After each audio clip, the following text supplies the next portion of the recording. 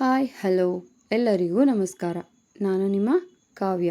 ಅಭಿವ್ಯಕ್ತಿ ಕಥಾಲೋಕಕ್ಕೆ ಸ್ವಾಗತ. ಶರದೃತು ಕಥೆಯ 29ನೇ ಅಧ್ಯಾಯವನ್ನು ಶುರು ಮಾಡೋಣ. ಶರದ್ ಆಫೀಸಿನಿಂದ ಮನೆಗೆ ಬೇಗನೆ ಬಂದಿದ್ದ. ಹಾಲ್ ಮತ್ತು ರೂಮ್ನಲ್ಲಿ ಋತುನ ಹುಡುಕಿದ. ಅಲ್ಲಿ ಎಲ್ಲೂ ಕಾಣದೇ ಇದ್ದಾಗ ಕಿಚನ್ಗೆ ಬಂದ. ಆದರೆ ಋತುಗೆ ಆನಂದ್ ಕಾಲ್ ಮಾಡಿ ತನ್ನ ಅತ್ತೆಗೆ BP ಲೋ ಆಗಿ ತಲೆ ತಿರುಗಿ ಬಿದ್ದಿದ್ದ ವಿಷಯ ಮಧ್ಯಾಹ್ನ ಹೇಳಿದ್ದರಿಂದ ಕಿಚನ್ನಲ್ಲಿ ಅದೇ ಯೋಚನೆ ಮಾಡುತ್ತಾ ರಾತ್ರಿ ಅಡುಗೆ ಮಾಡುತ್ತಿದ್ದವಳಿಗೆ ಶರದ್ ಬಂದಿದ್ದು ಸಹ ಗೊತ್ತಾಗಲಿಲ್ಲ. ಶರದ್ ಋತುನ ಹಿಂದಿನಿಂದ ತಬ್ಬಿಕೊಂಡು, ಏನು ಮೇಡಮ್, ಏನು ಯೋಚನೆ ಮಾಡ್ತಿದ್ದೀರಾ? ಗಂಡ ಬಂದರೂ ಗೊತ್ತಾಗದೇ ಇರೋವಷ್ಟು ಅಂದ ಅವಳ ಕೆನ್ನೆಗೆ ಮುತ್ತಿಡುತ್ತಾ. ಶರದ್, ನೀನು ಯಾವಾಗ ಬಂದೆ ಎಂದಳು ಅವನ ಕೈಯಿಂದ ಬಿಡಿಸಿಕೊಳ್ಳುತ್ತಾ. ತಾವು ಯಾವುದೋ ಗಹನವಾದ ಯೋಚನೆಯಲ್ಲಿ ಮುಳುಗಿದ್ದಾಗ. ಸರಿ, ನೀನು ಹೋಗಿ ಫ್ರೆಶ್ ಆಗಿ ಬಾ, ಕಾಫಿ ಕೊಡ್ತೀನಿ ಎಂದಳು. ನಾನು ಫ್ರೆಶ್ ಆಗೋದು ಇರಲಿ, ನೀನು ಮೊದಲು ಹೇಳು, ಏನು ಯೋಚನೆ ಮಾಡ್ತಿದ್ದೆ, ಯಾಕೆ ಸಪ್ಪಗಿದೆಯಾ ಎಂದರೆ, ಏನಿಲ್ಲ ಶರದ್, ನೀನು ಹೋಗಿ ಫ್ರೆಶ್ ಆಗಿ ಬಾ ಎಂದಳು. ಹೆಚ್ಚು ಕೆದಕದೆ ಸರಿ ಫ್ರೆಶ್ ಆಗಿ ಬರ್ತೀನಿ ಅಂತ ರೂಮಿಗೆ ಹೋದ. ಶರದ್ಗೂ ಆನಂದ್ ಕಾಲ್ ಮಾಡಿ ವಿಷಯ ತಿಳಿಸಿದ್ದ. ಹಾಗಾಗಿ ಅವನಿಗೆ ಋತುಚಿಂತೆಗೆ ಕಾರಣ ಇದೇ ಇರಬಹುದು ಎಂದು ಅಂದಾಜು ಮಾಡಿದ್ದ. ಹಾಗಾಗಿ ಹೆಚ್ಚು ಅವಳನ್ನು ಕೇಳಲು ಹೋಗಲಿಲ್ಲ. ಋತು ಕಾಫಿ ಹಿಡಿದು ರೂಮಿಗೆ ಬರುತ್ತಲೇ, ಚಿನಿ, ಅಲ್ಲ ಇವತ್ತು ಆಫೀಸ್ನಿಂದ ಬೇಗ ಬಂದಿದ್ದೀನಿ, ಆಚೆ ಹೋಗಿ ಸುತ್ತಾಡಿಕೊಂಡು ಫಿಲ್ಮ್ ನೋಡಿ ಊಟ ಮಾಡಿಕೊಂಡು ಬರೋಣ ಅಂತ ಬಂದರೆ ನೀನು ನೋಡಿದ್ರೆ ಏನೋ ಯೋಚನೆಯಲ್ಲಿ ಕಳೆದು ಹೋಗಿದೆಯಾ. ಸರಿ, ಈಗ ಬೇಗ ಹೋಗಿ ರೆಡಿಯಾಗು, ಆಚೆ ಹೋಗಿ ಬರೋಣ ಎಂದ. ಸಾರಿ ಶರದ್, ನಂಗಿವತ್ತು ಮೂಡಿಲ್ಲ, ಬೇಕಿದ್ರೆ ಇನ್ನೊಂದು ದಿನ ಹೋಗಿ ಬರೋಣ ಅಂತ ತಿರುಗಿ ಹೋಗುತ್ತಿದ್ದವಳ ಕೈ ಹಿಡಿದು ಎಳೆದು ತನ್ನ ತೊಡೆಯ ಮೇಲೆ ಕೂರಿಸಿಕೊಂಡು, ಚಿನಿ, ನೀನೇನು ಯೋಚನೆ ಮಾಡ್ತಿದ್ಯಾ ಅಂತ ಗೊತ್ತು ಅಂದ ತಕ್ಷಣ ಋತು ಅವನನ್ನೇ ಆಶ್ಚರ್ಯದಿಂದ ನೋಡಿದಳು. ಮೊದಲು ಈ ಕಾಫಿ ಕುಡಿ, ಹೇಳ್ತೀನಿ ಅಂದು ತಾನೊಂದು ಸಿಪ್ ಕುಡಿದು ಅವಳಿಗೆ ಒಂದು ಸಿಪ್ ಕುಡಿಸಿ, ವಿಷಯ ಏನಂದರೆ ಮಾಮ್ಗೆ BP ಲೋ ಆಗಿ ಬಿದ್ದಿದ್ರು. ಚಂದ್ರಶೇಖರ್ ಅಂಕಲ್ ಬಂದು ಚೆಕ್ ಮಾಡಿ ಮಾತ್ರೆ ಬರೆದು ಕೊಟ್ಟು ಹೋಗಿದ್ದಾರೆ. ಮಾಮ್ ಈಗ ಹುಷಾರಾಗಿದ್ದಾರೆ ಎಂದ. ಶರದ್, ಅತ್ತೆಗೆ ಹುಷಾರಿಲ್ಲ, ನೀನಿಷ್ಟು ಕಾಮ್ ಆಗಿ ಹೇಳ್ತಿದ್ಯಲ್ಲ, ನಿಂಗೇನು ಅನ್ನಿಸ್ತಿಲ್ವಾ ಎಂದರೆ, ಏನು ಅನ್ನಿಸ್ಬೇಕು? ಡ್ಯಾಡ್ ಬಂದು ನಮ್ಮನ್ನು ಮನೆಗೆ ಕರೀಲಿ ಅಂತ ಆ ರೀತಿ ಅತ್ತೆ ಅಳಿಯ ಸೇರಿಕೊಂಡು ನಾಟಕ ಮಾಡ್ತಿದ್ದಾರೆ ಎಂದ ಶರದ್. ಏನು ಹೇಳ್ತಿದ್ಯಾ ಶರದ್? ಅತ್ತೆ ಮತ್ತು ಆನಂದಣ್ಣ ನಾಟಕ ಮಾಡ್ತಿದ್ದೀರಾ? ಸುಳ್ಳು ಹೇಳ್ತಿದ್ಯಾ ನೀನು ಎಂದಳು ಋತು. ನಾನು ಯಾಕೆ ಸುಳ್ಳು ಹೇಳಲಿ?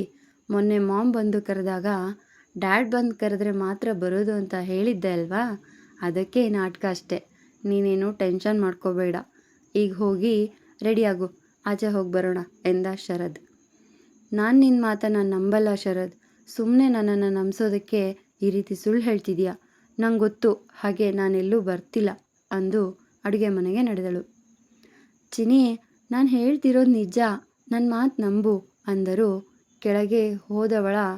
ಕೇಳದೆ ಹೋದವಳ ನೋಡಿ, ಛೇ, ಇವಳಿಗೆ ಹೇಗೆ ಅರ್ಥ ಮಾಡಿಸ್ಲಿ, ನಿಜ ಹೇಳಿದರೂ ನಂಬ್ತಿಲ್ಲ. ಏನೋ ಇವತ್ತು ಕೆಲಸ ಕಮ್ಮಿ ಇತ್ತು ಅಂತ ಬೇಗ ಬಂದರೆ ಇವಳು ಮೂಡೆಲ್ಲ ಹಾಳು ಮಾಡಿದ್ಲು. ಅಲ್ಲ, ನನಗೆ ನನ್ನ ಮಾಮ್ ಬಗ್ಗೆ ಗೊತ್ತಿಲ್ವಾ ಎಂದುಕೊಂಡು ಹೊರ ನಡೆದು ಬಿಟ್ಟ. ಶರದ್, ಎಲ್ಲಿಗೆ ಹೊರಟೆ? ಊಟದ ಸಮಯದಲ್ಲಿ ಅಡುಗೆ ತಯಾರಾಗಿದೆ, ಊಟ ಮಾಡು ಬಾ ಅಂದರೆ, ಸ್ವಲ್ಪ ಕೆಲಸ ಇದೆ, ನೀನು ಊಟ ಮಾಡು ಅಂದು ನಡೆದು ಬಿಟ್ಟ. ಶರದ್ ಹೊರಗೆ ಹೋಗ್ತಿದ್ದ ಹಾಗೆ ತಾನು ಸ್ವಲ್ಪ ಓವರ್ ಆಗಿ ರಿಯಾಕ್ಟ್ ಮಾಡಿದೆ ಅಂತ ಅನ್ನಿಸೋದಕ್ಕೆ ಶುರುವಾಯಿತು. ತಕ್ಷಣ ಆನಂದ್ಗೆ ಕಾಲ್ ಮಾಡಿ ನಿಜ ಹೇಳಿ ಅಂತ ಒತ್ತಾಯ ಮಾಡಿದಾಗ ತಾನು ತನ್ನ ಅತ್ತೆ ನಾಟಕ ಮಾಡಿದ್ದು ಅಂತ ಗೊತ್ತಾಗಿ ಬೇಜಾರು ಮಾಡಿಕೊಂಡು, ಛೇ, ಶರದ್ ಇವತ್ತು ಆಫೀಸ್ನಿಂದ ಬೇಗ ಬಂದಿದ್ದ, ನಾನೇ ಅವನ ಮೂಡ್ ಹಾಳು ಮಾಡಿಬಿಟ್ಟೆ, ನನ್ನದೇ ತಪ್ಪು, ಮೊದಲು ಶರದ್ ಹತ್ತಿರ ಸಾರಿ, ಕ್ಷಮೆ ಕೇಳಬೇಕು ಎಂದು ಅವನು ಬರೋ ದಾರಿಯನ್ನೇ ಕಾಯುತ್ತಾ ಕುಳಿತಳು. ಶರದ್ ಮನೆಯಿಂದ ಹೊರಬಂದು ಸುಮ್ಮನೆ ಬೈಕ್ ಓಡಿಸಿಕೊಂಡು ಎಷ್ಟೋ ದೂರ ಬಂದಿದ್ದ. ಛೇ, ಎಷ್ಟು ಒಳ್ಳೆ ಮೂಡಲ್ಲಿ ಬಂದಿದ್ದೆ, ಎಲ್ಲ ಹಾಳು ಮಾಡಿಬಿಟ್ಲು. ಈ ಭಾವ ಒಬ್ಬರು, ಈ ವಿಷಯನ ಅವಳಿಗೆ ಯಾಕೆ ಹೇಳಬೇಕಾಗಿತ್ತು? ಇವ್ರುಗಳ ನಾಟಕನ ನಿಜ ಅಂತ ನಂಬಿ ನಾನು ಹೇಳೋದು ಸುಳ್ಳು ಅಂತ ಅನ್ನೋ ಹಾಗೆ ಮಾಡಿದ್ರು. ತಕ್ಷಣ ಶರದ್ ಆನಂದ್ಗೆ ಕಾಲ್ ಮಾಡಿ ಚೆನ್ನಾಗಿ ತರಾಟೆಗೆ ತೆಗೆದುಕೊಂಡು ಎಷ್ಟೋ ಹೊತ್ತಿನ ತನಕ ಆ ಚಳಿಯಲ್ಲಿ ನಿಂತು ಟೈಮ್ ನೋಡಿದ. ಸಮಯ 10 ಗಂಟೆ ತೋರಿಸುತ್ತಿತ್ತು. ಮತ್ತೆ ಬೈಕ್ ಸ್ಟಾರ್ಟ್ ಮಾಡಿಕೊಂಡು ಮನೆ ಕಡೆ ಹೊರಟ.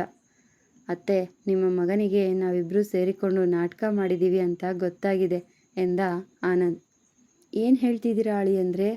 ಅವನಿಗೆ ಹೇಗೆ ಗೊತ್ತಾಯಿತು ಎಂದರು ಜಾನಕಿ. ಅದೇ ನನಗೂ ಗೊತ್ತಾಗ್ತಿಲ್ಲ ಅತ್ತೆ ಅಂದ ಪೆಚ್ಚು ಮೊರೆ ಹಾಕಿ. ಅತ್ತೆ ಈ ರೀತಿ ಆಗಿದೆ ಅಂತ ನಾನು ಋತುಗೆ ಕಾಲ್ ಮಾಡಿ ಹೇಳಿದ್ದೆ. ಅವಳ ವಿಷಯನ ತುಂಬ ಸೀರಿಯಸ್ ಆಗಿ ತಗೊಂಡು ಶರದ್ಗೆ ಜೋರು ಮಾಡಿದಾಳಂತೆ. ಶರದ್ ಇದೆಲ್ಲ ಸುಳ್ಳು, ಅದು ಬರೀ ನಾಟಕ ಅಂತ ಹೇಳಿದರೂ ಕೇಳಲಿಲ್ವಂತೆ. ಅದಕ್ಕೆ ನಮ್ಮ ಮೇಲೆ ಅನ್ನೋದಕ್ಕಿಂತ ನನ್ನ ಮೇಲೆ ಕೋಪ ಬಂದಿದೆ. ಈಗ ಸ್ವಲ್ಪ ಹೊತ್ತಿಗೆ ಮುಂಚೆ ಋತು ಕಾಲ್ ಮಾಡಿ ನಿಜ ಹೇಳೋದಕ್ಕೆ ಒತ್ತಾಯ ಮಾಡಿದ್ಲು. ಅದಕ್ಕೆ ಅವಳಿಗೆ ಸತ್ಯ ಹೇಳಿಬಿಟ್ಟೆ ಎಂದ ಆನಂದ್. ಏನು ಅಳಿಯಂದ್ರೆ, ನಿಮ್ಮ ಬಾಯಲ್ಲಿ ಒಂದು ಮಾತೂ ನಿಲ್ಲೋದಿಲ್ಲ ಎಂದರೆ ಜಾನಕಿ. ಸಾರಿ ಅತ್ತೆ, ಸ್ಟೋರಿ ರೈಟರ್ ನಾನೇ ಆದರೂ ಸುಳ್ಳು ಹೇಳೋದಕ್ಕೆ ಆಗಲಿಲ್ಲ ಎಂದ ಆನಂದ್. ಶರದ್ಗೆ ಸತ್ಯ ಗೊತ್ತಾದರೆ ಪರವಾಗಿಲ್ಲ, ನಾನು ಅವನನ್ನು ಹ್ಯಾಂಡಲ್ ಮಾಡ್ತೀನಿ. ಆದರೆ ನಿಮ್ಮ ಮಾವನಿಗೆ ಗೊತ್ತಾಗಬಾರ್ದು ಎಂದರೆ, ನೀವು ಅದ್ರ ಬಗ್ಗೆ ಚಿಂತೆ ಮಾಡಬೇಡಿ ಅತ್ತೆ, ಮಾವನಿಗೆ ಸಣ್ಣ ಸುಳಿವೂ ಸಿಗೋದಿಲ್ಲ ಅಂದು ರೂಮಿನಿಂದ ಇಣುಕಿ ನೋಡಿದ. ಶ್ರೀಧರ್ ರಾತ್ರಿ ಊಟ ಮುಗಿಸಿ ರೂಮಿಗೆ ಬರುತ್ತಿದ್ದುದನ್ನು ನೋಡಿ ಆನಂದ್ ತಕ್ಷಣ ಜಾನಕಿಯವರಿಗೆ, ಅತ್ತೆ, ಮಾವ ಬರ್ತಿದ್ದಾರೆ, ನೀವು ಕಣ್ಮುಚ್ಚಿ ಮಲಗಿ ಎಂದು ಅವರಿಗೆ ಬೆಡ್ಶೀಟ್ ಹೊದಿಸಿ ಸದ್ದಾಗದ ಹಾಗೆ ತನ್ನ ರೂಮಿಗೆ ಹೋದ. ರೂಮಿಗೆ ಬಂದ ಶ್ರೀಧರ್ ಅವರು ತಮ್ಮ ಮಡದಿಯ ತಲೆ ನೇವರಿಸಿ ಹಣೆಗೆ ಪುಟ್ಟ ಮುತ್ತನಿಟ್ಟು ಅವರ ಪಕ್ಕದಲ್ಲೇ ಉರುಳಿದರು. ರಾತ್ರಿ ಇಡೀ ತಮ್ಮ ಹೆಂಡತಿ ಜಾನಕಿಗೆ BP ಲೋ ಆಗಿದ್ದರ ಬಗ್ಗೆಯೇ ಯೋಚನೆ ಮಾಡಿ ಮಗನನ್ನು ಮನೆಗೆ ಬಾ ಅಂತ ಕರೆಯೋಣ ಅಂತ ತೀರ್ಮಾನ ಮಾಡಿದರು. ಶರದ್ 11 ಗಂಟೆಯ ಹೊತ್ತಿಗೆ ಮನೆಗೆ ಬಂದಿದ್ದ. ಋತು ಅವನಿಗಾಗಿ ಊಟ ಮಾಡದೆ ಕಾಯುತ್ತಾ ಕುಳಿತಲ್ಲೇ ಡೈನಿಂಗ್ ಟೇಬಲ್ ಮೇಲೆ ನಿದ್ರೆಗೆ ಜಾರಿದ್ದಳು. ಬಾಗಿಲು ತೆರೆದೇ ಇರೋದು ನೋಡಿ, ಇವಳೇನು ಇಷ್ಟೊತ್ತಾದರೂ ಬಾಗಿಲು ಲಾಕ್ ಮಾಡದೆ ಹಾಗೆ ಬಿಟ್ಟಿದ್ದಾಳೆ ಅಂದುಕೊಳ್ಳುತ್ತಾ ಒಳಗಡೆ ಬಂದರೆ ಡೈನಿಂಗ್ ಟೇಬಲ್ ಮೇಲೆ ತಲೆ ಇಟ್ಟು ಮಲಗಿದ್ದು ನೋಡಿ ಅವಳನ್ನೇನೂ ಎಬ್ಬಿಸಲು ಹೋಗಲಿಲ್ಲ. ಜೋರಾಗಿ ಬಾಗಿಲು ಹಾಕಿ ಬಿರಬಿರನೆ ರೂಮಿಗೆ ಹೋಗಿ ಮಲಗಿದ. ಬಾಗಿಲು ಜೋರಾಗಿ ಹಾಕಿದ ಸದ್ದಿಗೆ ನಿದ್ದೆಗಣ್ಣಲ್ಲಿದ್ದ ಋತು ತಕ್ಷಣ ಬೆಚ್ಚಿಬಿದ್ದು ಎಚ್ಚರವಾದಳು. ಶರದ್ ರೂಮಿಗೆ ಹೋಗ್ತಿರೋದು ನೋಡಿ ಅವನ ಹಿಂದೆಯೇ ನಡೆದಳು. ಶರದ್, ಎಲ್ಲಿಗೆ ಹೋಗಿದ್ದೆ? ಊಟ ಮಾಡೋಣ ಬಾ, ಹೊಟ್ಟೆ ತುಂಬ ಹಸಿತಿದೆ ಎಂದರೂ ಅವನಿಂದ ಯಾವ ಪ್ರತಿಕ್ರಿಯೆಯೂ ಇಲ್ಲ. ಶರದ್, ಸಾರಿ, ನಾನು ಹಾಗೆ ಹೇಳಬಾರ್ದಾಗಿತ್ತು, ಪ್ಲೀಸ್ ಬಾ ಊಟ ಮಾಡೋಣ ಎಂದಾಗಲೂ, ನಂಗೆ ಹಸಿವಿಲ್ಲ, ನೀನು ಊಟ ಮಾಡು ಎಂದ. ನಾನೊಬ್ಬಳೇ ಹೇಗೆ ಊಟ ಮಾಡಲಿ, ನೀನು ಬಾ ಎಂದರೆ, ಹೇಳ್ದೆ ತಾನೇ ಹಸಿವಿಲ್ಲ ಅಂತ ಎಂದ ಮನಸ್ಸಿನಿಂದ. ಪ್ಲೀಸ್ ಶರದ್, ಕೋಪ ಮಾಡ್ಕೋಬೇಡ, ಸಾರಿ ಕೇಳಿದ್ನಲ್ಲ, ಮತ್ತೆ ಯಾಕೆ ಕೋಪ, ಪ್ಲೀಸ್ ಎದ್ಬಾ ಊಟ ಮಾಡೋಣ ಎಂದರೂ ಅವನು ಎದ್ದು ಬರದೇ ಇರೋದು ನೋಡಿ, ಈಗೇನು ಊಟಕ್ಕೆ ಬರೋದಿಲ್ವಾ, ಸರಿ ಬಿಡು ಅಂದು ಬಾಗಿಲು ಲಾಕ್ ಮಾಡಿ ತಾನು ಅವನ ಪಕ್ಕ ಮಲಗಿ ಅವನಿಗೆ ಬೆನ್ನು ಹಾಕಿ ಉರುಳಿದಳು. ಊಟ ಮಾಡಿ ಮಲಗದೆ ಹಾಗೆ ಯಾಕೆ ಮಲಗಿದೀಯಾ ಎಂದ. ನನಗೂ ಹಸಿವಿಲ್ಲ ಅದಕ್ಕೆ ಎಂದಳು. ಎದ್ದು ಹೋಗಿ ಊಟ ಮಾಡು, ಸುಮ್ಮನೆ ನನಗೆ ಕೋಪ ಬರ್ಸ್ಬೇಡ ಎಂದು ತುಸು ಧ್ವನಿ ಏರಿಸಿ ಅವನು ಹೇಳಿ 10 ನಿಮಿಷ ಆದರೂ ಇವಳು ಏಳದೇ ಇರೋದು ನೋಡಿ ಕೋಪ ಬಂದು ತಾನೇ ಎದ್ದು ಅಡುಗೆ ಮನೆಗೆ ಹೋಗಿ ತಟ್ಟೆಗೆ ಅನ್ನ ಸಾಂಬಾರು ಮತ್ತು ಉಪ್ಪಿನಕಾಯಿ ಬಡಿಸಿಕೊಂಡು ಬಂದು ಅವಳ ತೋಳು ಹಿಡಿದು ಎಬ್ಬಿಸಿದ. ಶರದ್, ಏನು ಮಾಡ್ತಿದೀಯಾ ಅಂತ ಅವನನ್ನೇ ನೋಡಲು ಕೈಯಲ್ಲಿ ತಟ್ಟೆ ಹಿಡಿದು ನಿಂತಿದ್ದ. ಅದನ್ನು ನೋಡಿದ ಋತು ಮುಖದಲ್ಲಿ ಮುಗುಳು ನಗೆ ಮೂಡಿತು. ಜಾಸ್ತಿ ನಗೋ ಅವಶ್ಯಕತೆ ಇಲ್ಲ, ತೆಪ್ಪಗೂಟ ಮಾಡು ಅಂದು ತಾನೇ ಅನ್ನ ಕಲಿಸಿ ತುತ್ತಿಟ್ಟನು. ಋತು ತುಟಿಕ್ ಪಿಟಿಕ್ ಅನ್ನದೆ ಅವನಿಗೂ ತಿನ್ನಿಸಿ ಅವನು ಕೊಟ್ಟ ತುತ್ತನ್ನು ತಾನೂ ತಿಂದಳು. ಮರುದಿನ ಬೆಳಗ್ಗೆ ಶ್ರೀಧರ್ ಅವರು ತಿಂಡಿ ತಿಂದು ಜಾನಕಿ ಮತ್ತು ಆನಂದ್ ಲತಾಗೆ ರೆಡಿಯಾಗಲು ಹೇಳಿದರು. ಡ್ಯಾಡ್, ಎಲ್ಲಿಗೆ ಹೋಗ್ತಿದ್ದೀವಿ ಇಷ್ಟು ಬೆಳಗ್ಗೆ ಎಂದಳು ಲತಾ. ರೆಡಿಯಾಗು, ಅಲ್ಲೇ ಹೋಗ್ತೀವಲ್ಲ, ಆಗ ನಿಂಗೆ ಗೊತ್ತಾಗುತ್ತೆ ಎಂದು ಹೇಳಿ ಜಾನಕಿ ರೆಡಿಯಾದಾ ಎಂದರು ರೂಮ್ ಒಳಗೆ ಬಂದು. ಆಯಿತು ರೀ, ರೆಡಿ ಆಗಿದ್ದೀನಿ, ಈಗ ನಾವು ಎಲ್ಲಿಗೆ ಹೋಗ್ತಿದ್ದೀವಿ ಅಂದರೂ ಗೊತ್ತಿದ್ದರೂ ಬೇಕಂತಲೇ. ನಿನ್ನ ಮಗನ್ನ ಮನೆಗೆ ಕರೆಯೋದಕ್ಕೆ ಅಂದ ತಕ್ಷಣ ಜಾನಕಿಯವರ ಮುಖ ಅರಳಿತು. ನಿಜ ಹೇಳ್ತಿದ್ದೀರೇನ್ರಿ ಎಂದು ಆಶ್ಚರ್ಯದಿಂದ ಕೇಳಿದರು. ನಿಜಾನೇ ಹೇಳ್ತಿರೋದು ಎಂದಾಗ ಸರಿ ಹಾಗಿದ್ರೆ ನಡೀರಿ ಬೇಗ ಹೋಗೋಣ ಎಂದು ಅವಸರಿಸಿದರು. ಮನೆಯಿಂದ 4 ಪಯಣ ಶರದೃತು ಮನೆ ಕಡೆಗೆ. ರಾತ್ರಿಯ ರಸಗಳಿಗೆಯಿಂದ ಶರದೃತುಗೆ ತಡವಾಗಿ ಎಚ್ಚರವಾಗಿತ್ತು. ಭಾನುವಾರ ಕೂಡ ಆಗಿದ್ದರಿಂದ ಶರದ್ ಮತ್ತೆ ಋತುನ ತನ್ನೊಲವ ಸಾಗರದಲ್ಲಿ ಮುತ್ತಿನ ಮಳೆಗರೆದು ತೋಯಿಸಿ ಮತ್ತೆ ನಿದಿರೆಗೆ ಜಾರಿದ್ದರು. ಮೊದಲು ಎಚ್ಚರವಾದ ಋತು ನಿಧಾನವಾಗಿ ಅವನ ಕೈಯಿಂದ ತನ್ನನ್ನು ಬಿಡಿಸಿಕೊಂಡು ಬಾತ್ರೂಮ್ ಹೊಕ್ಕು ಸ್ನಾನ ಮಾಡಿ ಕೆಳಗೆ ಬಂದು ಬಾಗಿಲು ಗುಡಿಸಿ ಚಂದದ ರಂಗೋಲಿ ಹಾಕಿ ಒಳಗಡೆ ಬಂದು ಮನೆಯೆಲ್ಲ ಕ್ಲೀನ್ ಮಾಡಿ ದೇವರ ಕೋಣೆಯನ್ನು ಕ್ಲೀನ್ ಮಾಡಿ ಪೂಜೆ ಮಾಡಿ ಅಡುಗೆ ಮನೆಗೆ ಹೋಗಿ ಕಾಫಿ ಬೆರೆಸುತ್ತಿದ್ದಳು. ಹೊರಗಡೆಯಿಂದ ಕಾಲಿಂಗ್ ಬೆಲ್ ಸದ್ದಾದಾಗ ಅಡುಗೆ ಮನೆಯಲ್ಲಿದ್ದ ಋತು ಬಾಗಿಲು ತೆಗೆದೇ ಇದೆ, ಬನ್ನಿ ಒಳಗೆ ಅಂದಳು. ಶ್ರೀಧರ್, ಜಾನಕಿ ಮತ್ತು ಆನಂದ್ ಲತಾ ಬಂದು ಒಳಗಡೆ ಹೋಗಿ ಸೋಫಾದ ಮೇಲೆ ಕೂತರು. ಶರದ್ಗೆ ಆಗ ತಾನೇ ಎಚ್ಚರ ಆಗಿತ್ತು. ಪಕ್ಕದಲ್ಲಿ ಋತುನ ನೋಡಿದ. ಅವಳಲ್ಲಿ ಇರಲಿಲ್ಲ. ಬಾತ್ರೂಮ್ ಚೆಕ್ ಮಾಡಿದ, ಅಲ್ಲೂ ಇರಲಿಲ್ಲ.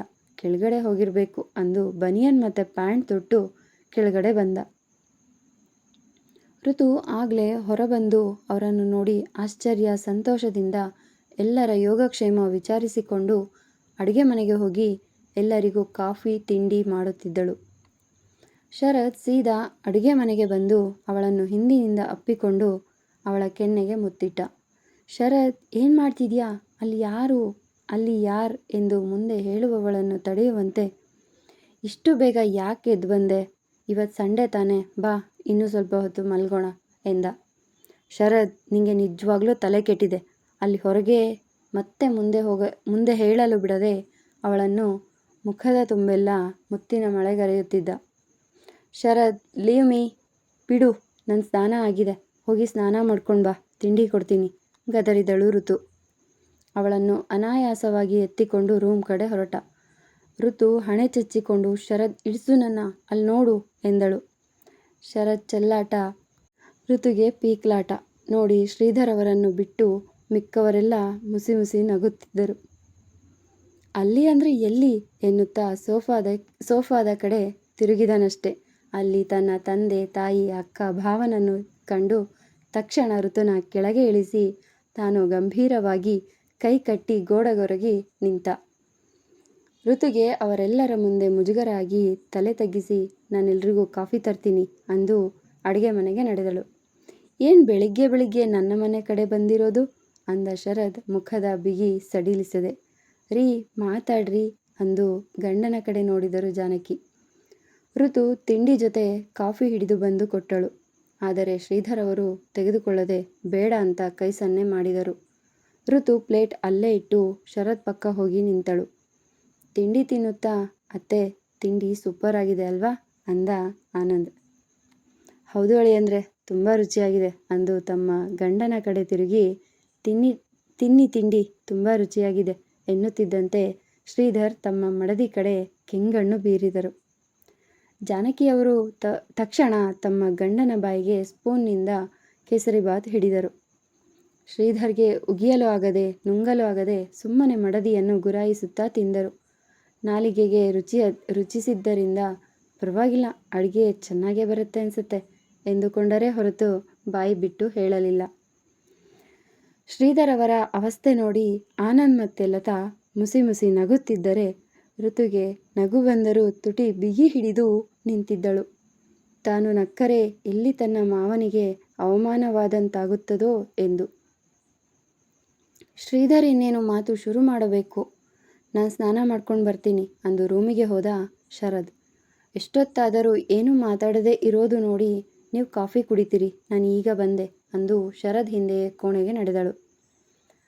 ಶರದ್ ಆಗಲೇ ಸ್ನಾನ ಮಾಡಿ ಕನ್ನಡಿ ಮುಂದೆ ನಿಂತು ತಲೆ ಒರೆಸಿಕೊಳ್ಳುತ್ತಿದ್ದ. ಋತು ರೂಮಿಗೆ ಬಂದಿದ್ದು ನೋಡಿ, ಏನು ರೂಮಿಗೆ ಬಂದೆ, ನಿಮ್ಮ ಅತ್ತೆ ಮಾವ ಅಣ್ಣ ಅತ್ತಿಗೆ ಹೋದ್ರಾ ಎಂದ. ಋತು ಸೊಂಟದ ಮೇಲೆ ಕೈಗಳೆರಡನ್ನೂ ಇಟ್ಟು ಅವನನ್ನೇ ಗುರಾಯಿಸುತ್ತಾ ನೋಡುತ್ತಿರುವ ಮುದ್ದು ಮಡದಿಯ ರೂಪಕ್ಕೆ ಶರದ್ಗೆ ಮುದ್ದಿಸಬೇಕು ಅನ್ನಿಸಿತು.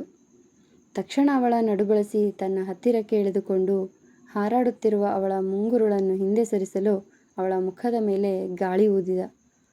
ಋತು ಕಣ್ಮುಚ್ಚಿದಳು. ತುಟಿಗಳೆರಡೂ ಅರಳಿದವು. ಶರದ್, ಏನು ಮಾಡ್ತಿದ್ಯಾ? ಅಲ್ಲೆಲ್ಲರೂ ನಮಗೋಸ್ಕರ ಕಾಯ್ತಿದ್ದಾರೆ, ನಿಂಗೆ ಈ ಟೈಮಲ್ಲೂ ರೊಮ್ಯಾನ್ಸ್ ಮಾಡಬೇಕು ಅನಿಸ್ತಿದ್ಯಾ? ಅವರಿಗೆ ವೆಯ್ಟ್ ಮಾಡಿ ಅಂತ ಯಾರು ಹೇಳಿದ್ದು ಅಂದ ಅವಳಿಂದ ದೂರ ಸರಿದು. ಶರದ್, ಮಾವ ಬಂದಿದ್ದಾರೆ ಅಂದರೆ ನಮ್ಮನ್ನು ಮನೆಗೆ ಕರೆಯೋದಕ್ಕೆ ಬಂದಿರಬೇಕು. ಅವರು ಮನೆಗೆ ಬಾ ಅಂತ ಕರೆದ್ರೆ ನಾವು ಹೋಗೋಣ ಎಂದಳು ಋತು. ಏನು, ನನ್ನ ಜೊತೆ ಇರೋ ಖುಷಿಗಿಂತ ನಿಮ್ಮ ಅತ್ತೆ ಮಾವನ ಜೊತೆ ಇರೋದಕ್ಕೆ ತುಂಬ ಖುಷಿಯಾಗತ್ತೆ ಅನಿಸುತ್ತೆ ನಿಂಗೆ, ಕೊಂಕಾಡಿದ ಶರದ್. ನಂಗೆ ಅತ್ತೆ ಮಾವ ಆಗೋದಕ್ಕಿಂತ ಮುಂಚೆ ಅವ್ರು ನಿನ್ನ ಅಪ್ಪ ಅಮ್ಮ ಅನ್ನೋದನ್ನು ಮರಿಬೇಡ. ಅವರಿಬ್ಬರು ನಿನ್ನನ್ನು ಭೂಮಿಗೆ ತರದಿದ್ರೆ ನೀನು ನನಗೆ ಸಿಗ್ತಿರ್ಲಿಲ್ಲ ಅಲ್ವಾ ಎಂದಳು ಋತು. ಮುಂದುವರೆಯೋದು. ನಿಮ್ಮ ಅನಿಸಿಕೆ ಅಭಿಪ್ರಾಯಗಳನ್ನು ಕಮೆಂಟ್ ಮೂಲಕ ತಿಳಿಸಿ. ಧನ್ಯವಾದಗಳು.